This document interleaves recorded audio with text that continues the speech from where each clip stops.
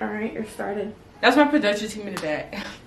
Anyway, what's up, gang? It's your girl Nigeexo. Keep it high and live, you feel me? I don't know, I feel like I should have like a different intro for these videos, but I'm so excited to be here. This is Vlogmas day 7, and this is my 7th video in a row. I'm on a roll, baby. I'm on a roll. Obviously, y'all see the background, so it's gonna be one of my more serious conversations. Yeah, this is a big topic for me.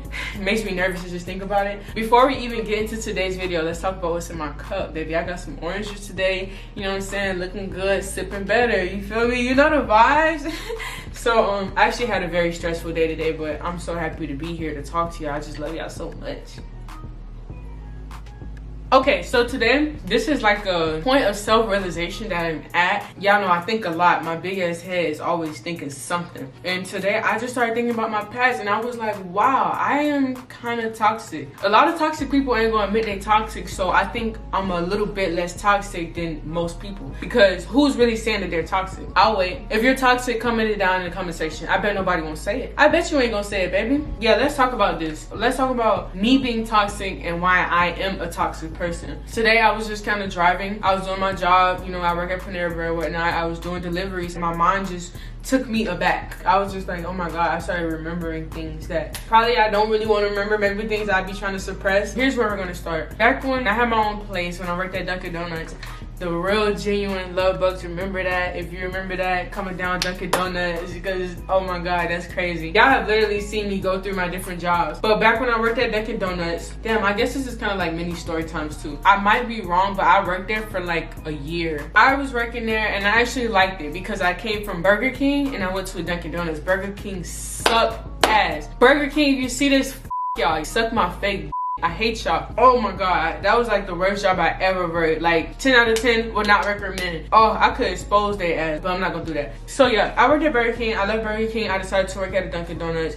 And coming from Burger King to Dunkin Donuts, it just felt like a step up. Even though they're both fast food, it was just like I hated, you know, one of them. And I started working at Dunkin Donuts, and it was so much easier. I was like, oh my god, this is way better. You know, we have so much more downtime because Dunkin Donuts was a coffee place. I worked at night, so people aren't really getting coffee at night. So there'd be times where we just would be on our phones, we'd just be chilling. I'm on FaceTime, talking to my dogs, talking to my people. I just found so much more perks. And we got tips too. I think they were both minimum wage jobs. Dunkin Donuts paid like 30 cents more or something like that. But it was closer to my house, and like I said, it had small perks. So yeah, I'm a very guarded person. I kind of hate to admit it, but I am. Like, I'm not gonna shun someone the opportunity of getting to know me, but at the same time, like, hey, how you doing? You stay over there, I'm over here, you know what I'm saying? 6 feet, coronavirus shit. Like, I'm very to myself. But when I started working at Dunkin Donuts, I got close with this guy. If y'all remember, I did a video with him. His name is Harold. He's my coworker, Harold. I'm gonna put a link up here. Me and Harold got close over time. Like, he was my dog. He was so sweet. I started to like grow a relationship with him. I would talk to him about personal stuff. Like, I talked to him about my mom. He would always be like, hey, so what's up today? Because I always had something on my mind. So he always knew that I wanted somebody to talk to. He was like Dr. Phil to me. He was Dr. Phil for free. Of course I'm gonna take him up on that offer, baby. If you're gonna listen to me and help me, then go crazy. Me and him got to be very cool. A part of that vlog, I don't know if I put it in there, but when I did that video with me getting him something, he had got me a bracelet. I believe the bracelet was like $80 or $60 or something like that. So when he got me the bracelet, I decided to go get him something. I got him a whole bunch of stuff from the smoke shop, just different things that he can smoke with and whatnot. We just got cooler and cooler, and then I started to hate my job more and more. Like, every day I just started to feel miserable. I started to feel like I don't want to be here no more. I'm unhappy. And then I got another job, and I got to the point where I was like, yeah, I can't work at Dunkin Donuts anymore. Like, I was supposed to go into work one day, and I just blocked everybody. I was like, I'm not doing this no more. I can't do this. I blocked everybody. I blocked my manager. I didn't block Harold because, believe it or not, that nigga didn't really have a phone, so I didn't have to block him. I blocked every coworker. I blocked the storefront. I didn't want nobody to call me about nothing. I was fed up. They started taking advantage of me. They had me doing the work of 2 people, and I'm only one person, and I'm only getting 1 check. Who the fuck do y'all think I am? Yeah, I ended up just leaving, and I never spoke to Harold again. I never saw him again. I think about those things, and I'd be like, damn, like, that was up. Somebody that I genuinely saw as a friend, I just kind of like closed him out. I think I did tell him I started to hate Dunkin Donuts, but I never even gave him that, man, I'm finna leave, you know, like, thank you for being a friend of mine. So I just ghosted him. I never really cared about it because I care about him, but I hated that job so much that I was just like, that's my dog, you know that I with him regardless. I didn't really care too much. I was like, you know, we're cool. You know, he got me something, I got him something. We were friends for the time being. Now it's time to move on. I never really thought about it, but it's like, damn, Nige, that was toxic. Like, imagine if I really meant something to him and I just up and left. Like, it's up, you know? Story time number 2. I worked at Wawa. Oh my God, Wawa, Jesus.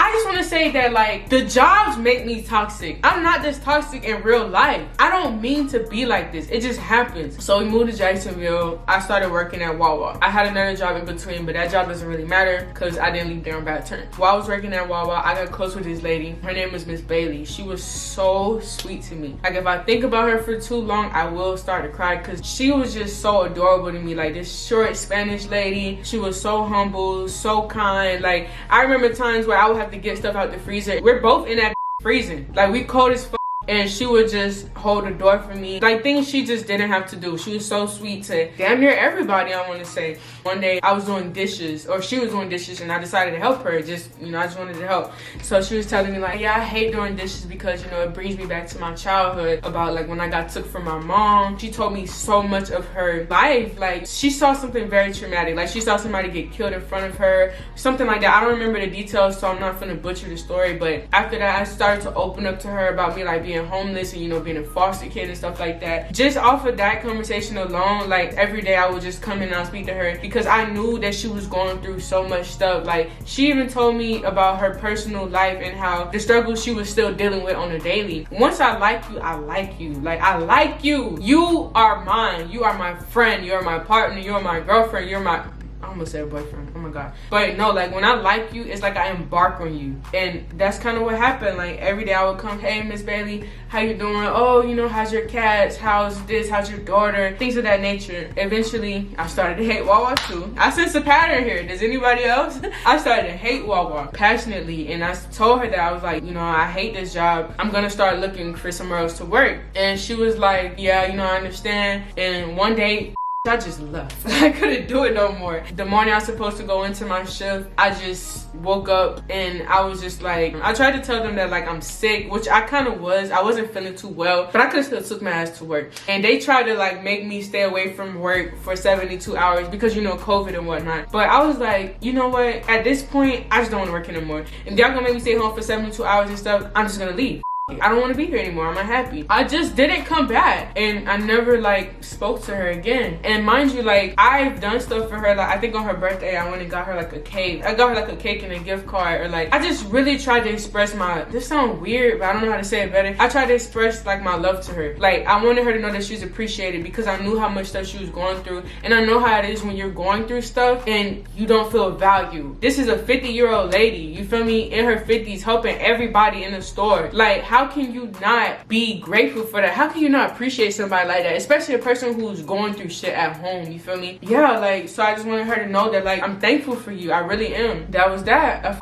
I left. Like, I legit just stopped going back to Wawa. And in that moment, of course, I wasn't thinking about the connections I had at work or the people that I really cared about. I was thinking about, yo, I'm so unhappy here. The energy is bad here. Like, I feel sad here. Like, you shouldn't work somewhere that when you get in a parking lot, you want to die. Like, you shouldn't feel this way about a job. It's a job. It's not that serious. It shouldn't be this deep. All you're doing is a service and you're getting paid. I'm gonna flip your burgers. I'm gonna stock this. I'm gonna clean your bathroom and you're gonna pay me $10, $12 an hour. It shouldn't be any deeper than that. You know what I'm saying? So I got to this point in my life where when it starts to feel deeper than that, okay, I'm out the door. Like, you don't gotta say nothing else to me. I'll find another job. There's a job everywhere, you know? When that happened, when I just kind of, like, up and left, and I didn't say anything to, like, Miss Bailey or anything, like, I never told her, like, that formal see you later or anything, that shit started with my head, because people die every day, and I just ghosted her, and obviously, I just quit a job. I'm not gonna go back to the job. Like, that's awkward and weird. Like, I don't understand why people do that. Like, you're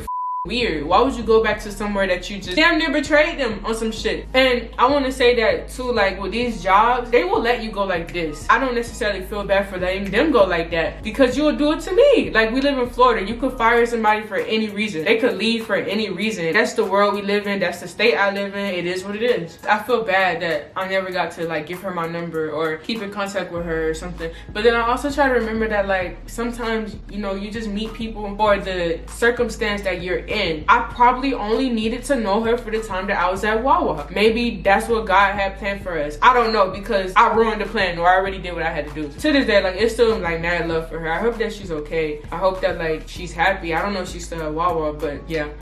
Okay, so thinking about all of that, I left Wawa to work at Amazon. It was a pay raise. I was no longer happy at Wawa. I was like, let me try something different. A lot of people say, yo, don't work at Amazon. Amazon's a hard job. Amazon is this, Amazon is that. But I'm so like, nigga, I'm finna jump in the fire and feel it for myself. I'm not gonna listen to what another person got to tell me. Because even when I worked at Wawa, people were there for 2 and 3 years and they somewhat liked it. I was only there for less than 6 months and I hated it. So you never know till you try. So I went to Amazon. I thought I would be able to thug it out. The shit that they had me in there doing, y'all need a strong black man. I'm a strong black woman. I can't do this. I ended up developing another relationship with this guy. His name was Jimmy. Me and him got to be real cool. Me and him would talk about different things. I was only there for like less than 3 weeks. We just kind of like would do our job and let time pass by. We got to be real cool. Like, he'll come and speak to me. I'll go speak to him, stuff like that. So I told him one day, I was like, Jimmy, I can't do this.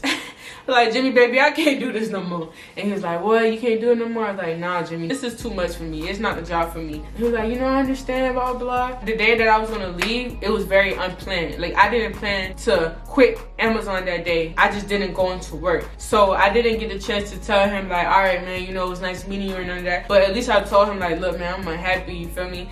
I wanted to say all that to say that I've noticed that I am a very toxic person in a way. Because it's like, how do you come into people's life, develop these good relationships, and then just ghost them? Like, nigga, who are you? The Scrooge? The ghost of Christmas Eve? Like, why do you do the things you do? I feel like work shouldn't make you feel like miserable the whole shift. That's not healthy. That's not ideal. You know what I'm saying? It's not that deep. You could really work somewhere else. Bounce around until you find something that you like. I think that's where the toxicness like rooted from. Just me getting tired of being unhappy all the time and just settling, you know? That's why I'm a toxic ass and I'm gonna work on that because I don't want to be that person. It kind of sucks. This is a confession video, bro. I got real deep with y'all. Happy Vlogmas from this toxic ass video. I'm gonna do y'all shout outs in the next video, so I guess that we don't have a word of the day for today. I love y'all so much. Y'all keep your head up, stay healthy, stay happy. Your mental health is more important than anything. It's your girl, Nigee Xo. Keep your heart alive, you feel me? We out again.